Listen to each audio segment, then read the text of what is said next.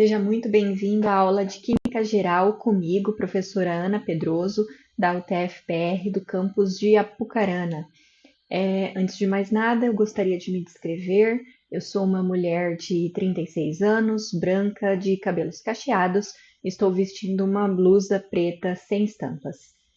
Na aula de hoje, o nosso objetivo é falarmos sobre a evolução dos modelos atômicos durante a história da química.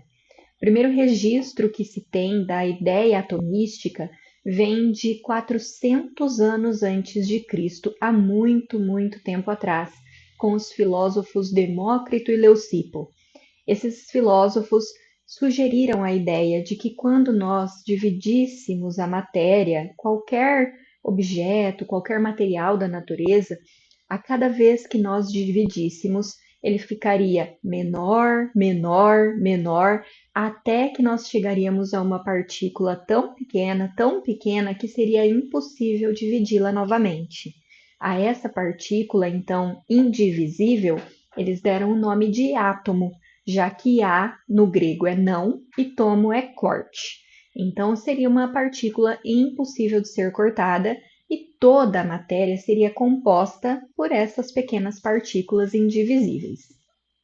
Na época, a teoria atomística de Demócrito e Leucipo não teve grande aceitação e na época, desta mesma teoria, nós tivemos o surgimento da teoria dos quatro elementos de Aristóteles, que aí sim ganhou grande aceitação por meio da comunidade científica e perdurou por muitos e muitos anos. Então, Aristóteles propõe que a matéria seja composta por quatro elementos, sendo eles terra, água, fogo e ar. E através dessa teoria dos quatro elementos, Aristóteles também conseguia explicar a transmutação da matéria, os fenômenos químicos já conhecidos e já observados pelos filósofos. Percebam que de 322 a.C., quando surge a teoria aristotélica, a teoria atomística ela só volta a ser discutida já no século XIX, em 1803, com o químico John Dalton. Então, eu quero que vocês notem que a teoria dos quatro elementos de Aristóteles, ela perdurou realmente por muitos séculos. Ela foi muito bem aceita pela comunidade e só começou realmente a cair quando um cientista conseguiu sintetizar a molécula da água, e aí percebendo então que a água não era um elemento. Bom, em 1803, como eu disse, a teoria atomística ela é retomada pelo químico John Dalton. Dalton propõe nessa época que o átomo seria muito parecido com o que os filósofos Demócrito e Leucipo disseram, que ele seria uma esfera maciça, ou seja, sem espaços vazios por dentro, totalmente preenchida e sem carga elétrica. Dalton também propõe que para cada elemento químico que já era conhecido na época, deveria haver um átomo com uma massa específica. Então, o átomo, para Dalton, eram esferas maciças, indivisíveis e sem carga elétrica. Esse modelo atômico de John Dalton ficou conhecido como modelo bola de bilhar. Na sequência, o avanço, a evolução dos modelos atômicos, ela passa a ser muito mais rápida. Então, de 1803 com Dalton, nossa história já pula para 1898, 95 anos depois, com os experimentos de J.J. Thomson. Thomson fez experimentos com os raios catódicos, conforme nós vamos ver. Logo na sequência, em 1912, Rutherford, um contemporâneo de Thomson, avançou nos experimentos e lançou um novo modelo atômico. Em 1913, um ano depois, Bohr já fez novas adaptações e, por fim, em 1926, há 100 anos atrás exatamente, Schrödinger também lançou o modelo atômico que é o mais moderno que nós utilizamos até hoje. Então, nesse momento, eu queria que vocês percebessem como, a partir do século XIX, a evolução do modelo atômico já passa a ter modificações muito, muito mais próximas.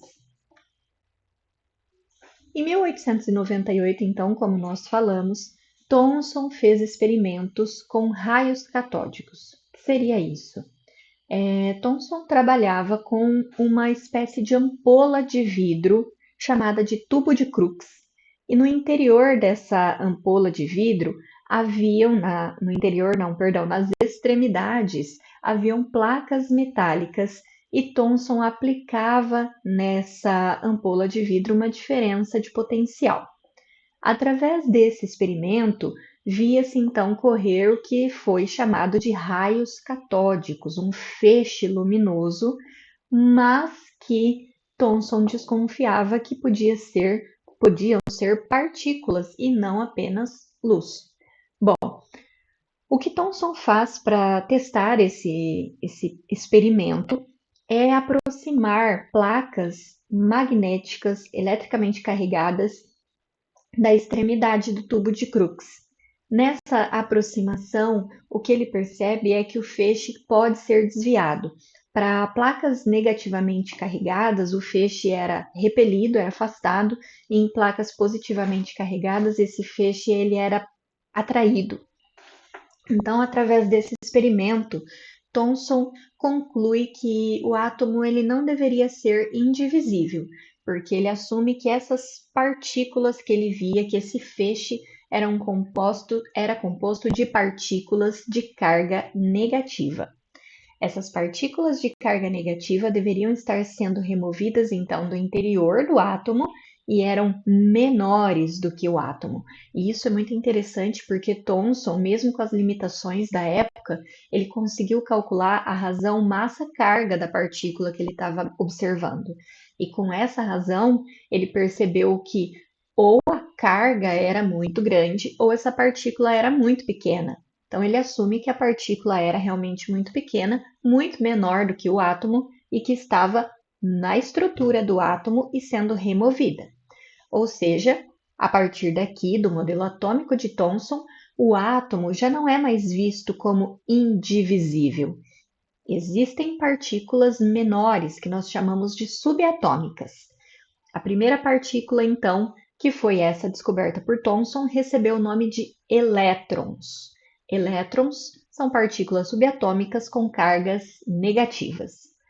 O modelo atômico de Thomson, que ele sugere no seu artigo, seria então uma esfera de carga positiva, uma esfera difusa de carga positiva, difusa, né, não muito densa, mas ainda assim sem espaços vazios, e ali, dispersa nessa massa positiva, estariam os elétrons, as partículas negativas. Então, imagine como se fosse um panetone onde a massa, o pão, seria essa massa difusa e de carga positiva, e os elétrons seriam as frutinhas ali espalhadas pelo interior. Esse modelo ele ficou conhecido como pudim de passas, que é uma sobremesa não muito comum aqui no Brasil, mas acredito que a analogia com o panetone seja muito mais fácil de ser compreendida. Em 1912, então, nós tivemos mais um avanço com os experimentos realizados por Ernest Rutherford. Rutherford pediu para que um técnico de laboratório, seu aluno de iniciação científica, o Marsden Geiger, fizessem um experimento utilizando radioatividade, que já era um conceito recém-estudado por Rutherford. Ele gostaria de testar a estrutura, realmente, o modelo atômico proposto por Thomson. Então, o experimento proposto, só um minutinho que eu vou beber água. O experimento proposto por Rutherford envolvia um elemento que emitia radioatividade, que emitia partículas alfa, conhecidamente já de carga positiva.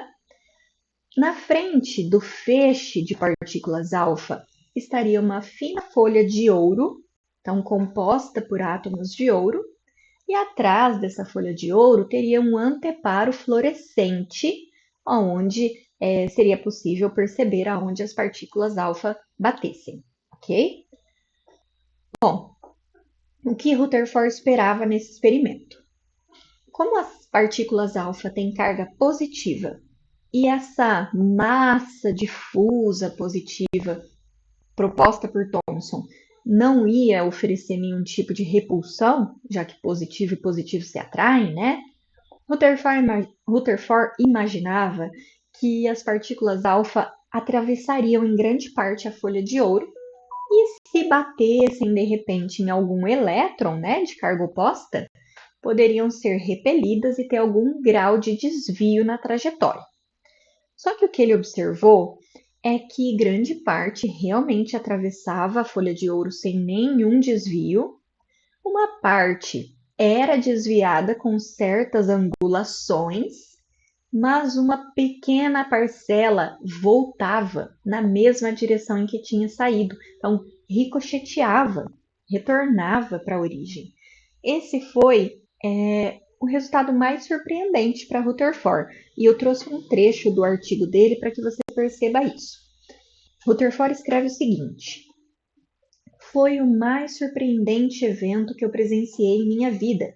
Foi tão incrível como se arremessássemos uma pedra em um lenço de papel estendido e nela refletisse no lenço, e ela, perdão, a pedra refletisse no lenço e voltasse em nossa direção. Considerei que isso era devido a uma colisão única, e quando fiz alguns cálculos percebi que tal evento era impossível, a menos que admitamos que no átomo a maior parte da massa esteja concentrada em um minúsculo núcleo. Foi então que eu tive a ideia de imaginar um átomo com um minúsculo e massivo núcleo contendo sua carga positiva. Então, gente, a surpresa de Rutherford é como se ele pensasse que ele ia atirar, então atirar com uma arma num pedacinho de papel, de papel toalha, e essa bala voltasse. Então isso era surpreendente, porque se a massa era positiva e difusa, não teria como essa partícula alfa retornar.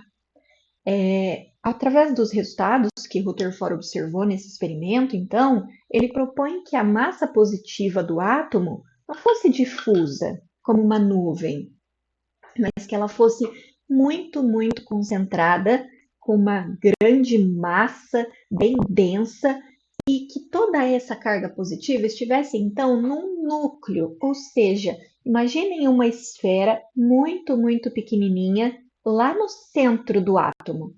É lá que está toda a massa e toda a carga positiva.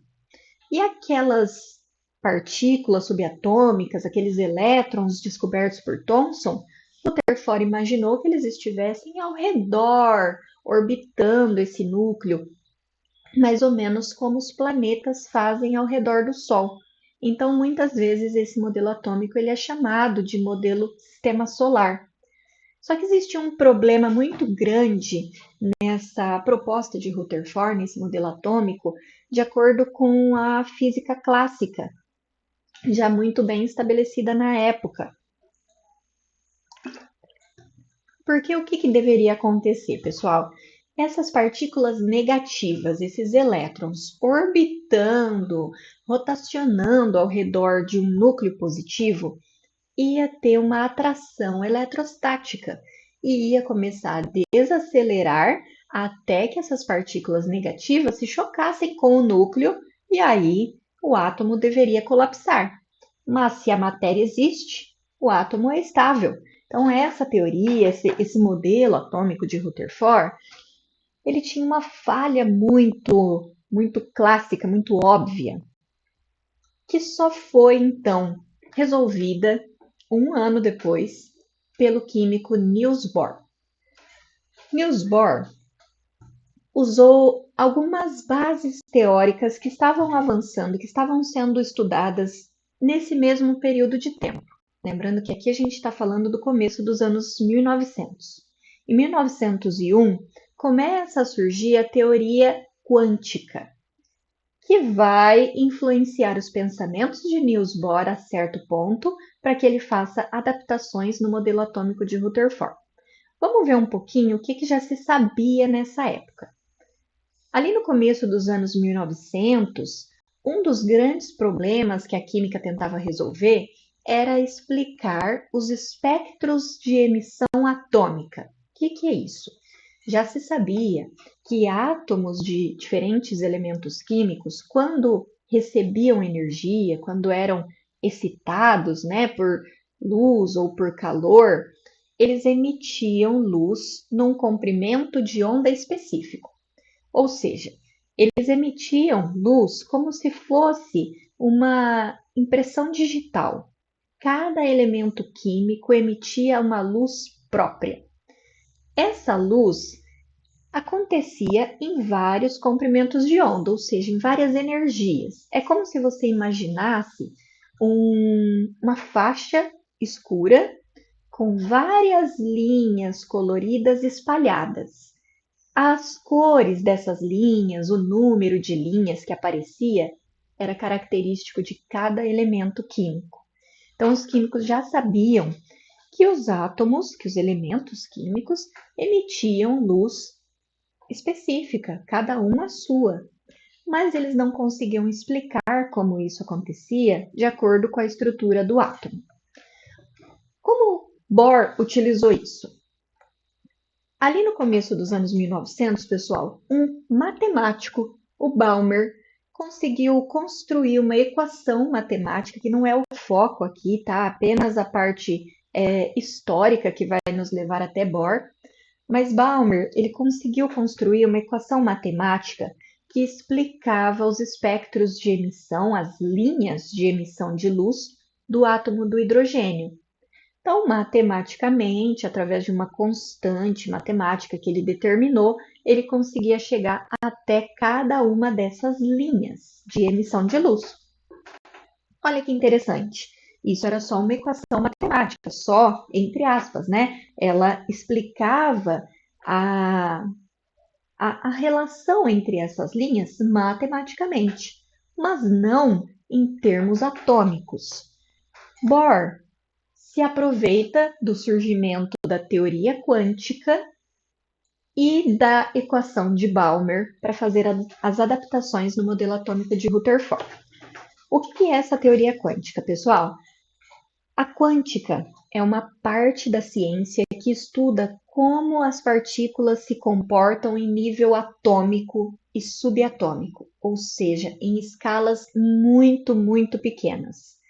Quando a gente fala de algo grande, na escala macroscópica, a física clássica, a física de Newton, funciona muito bem. Mas quando nós vamos para a escala atômica, a física de Newton já não funciona dessa mesma maneira. E nós precisamos de novas leis que são ditadas, então, que são descritas pela física quântica. Na quântica, nós vemos que a energia, ela não é contínua. Então, ela não pode assumir qualquer valor. Mas a energia, na verdade, ela é trocada, ela é transformada na forma de pacotes. Então, valores que nós chamamos de discretos, valores específicos, pacotes de energia. Nunca valores indiscriminados, qualquer valores, ok? Então, a quântica é baseada principalmente nesse fato. Quando eu falo que a energia é quantizada, então, ela acontece em pacotes. Bom, como Bohr utiliza essa teoria quântica e a equação de Balmer no seu modelo atômico?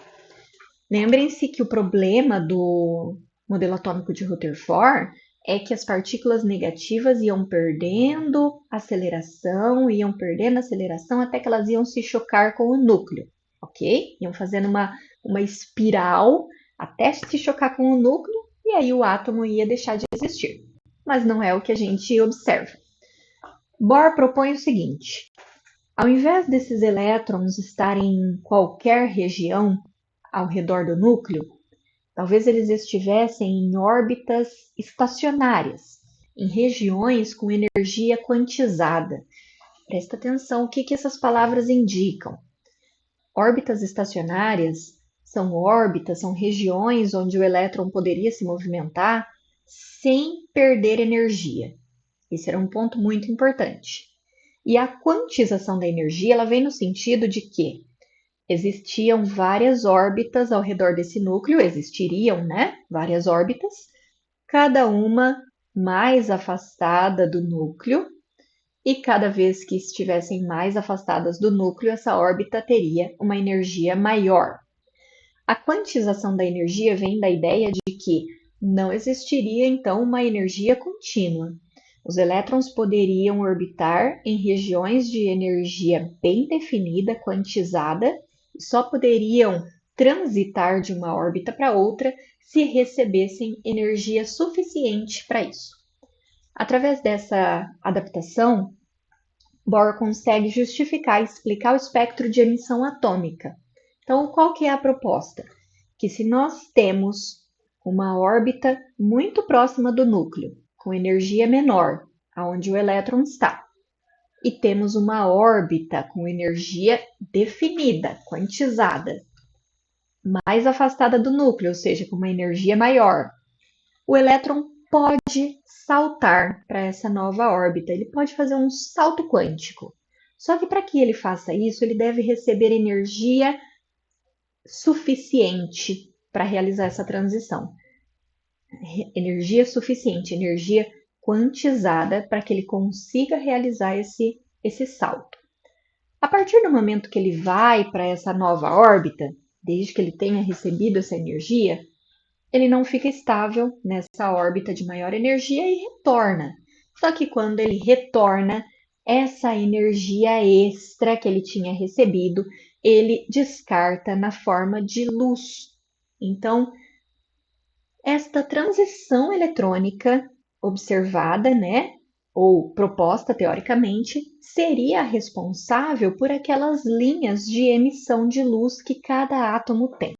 E é por isso que cada átomo tem um espectro de emissão atômica específico, porque a estrutura da eletrosfera, a estrutura desse átomo é diferente, dependendo de cada elemento químico que eu estou falando. Bohr fez alguns cálculos com parâmetros que já eram conhecidos, que já eram definidos para o átomo de hidrogênio. Bohr conseguiu calcular aquela constante que estava lá na equação de Balmer. Lembra que tinha um matemático que fez uma equação que conseguia encontrar as linhas de emissão de luz do hidrogênio? Pois então, Bohr, através do seu modelo atômico e de parâmetros químicos e físicos do hidrogênio que já eram determinados, conseguiu calcular mais uma vez a constante da equação de Balmer. E isso é extremamente interessante, porque apesar de ser um estudo teórico feito por Bohr, ele conseguiu encontrar um parâmetro que era quase experimental. Então, isso deu uma força muito grande para a teoria de Bohr.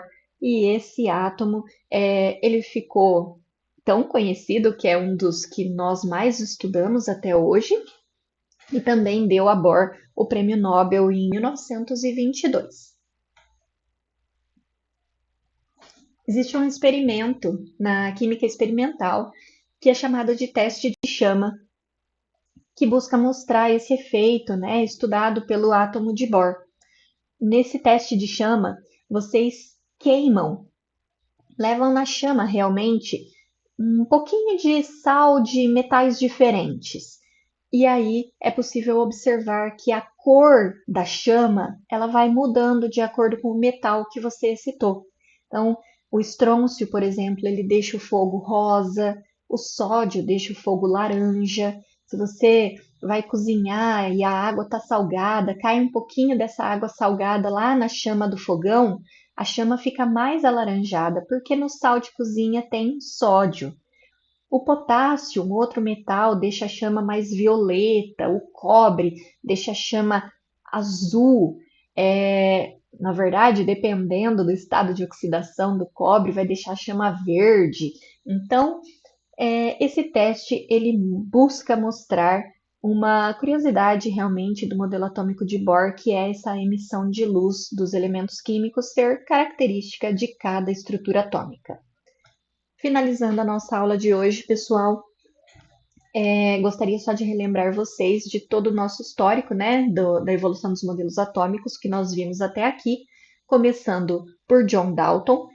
Não se preocupem que as datas, elas costumam variar um pouco realmente dependendo do material, né? Então vocês podem ver que tem uma certa alteração aqui nas datas, mas isso não é um problema porque não são essas datas que eu quero que vocês memorizem. Eu quero que vocês entendam qual foi a sequência dos fatos. que foi então o modelo atômico de John Dalton, onde o átomo ainda era indivisível, né? Modelo bola de bilhar, como se fosse uma bolinha de sinuca, todo maciço, sem carga.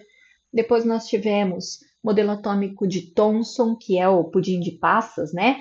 Uma massa difusa e positiva com elétrons negativos distribuídos por ali, como se fosse o panetone.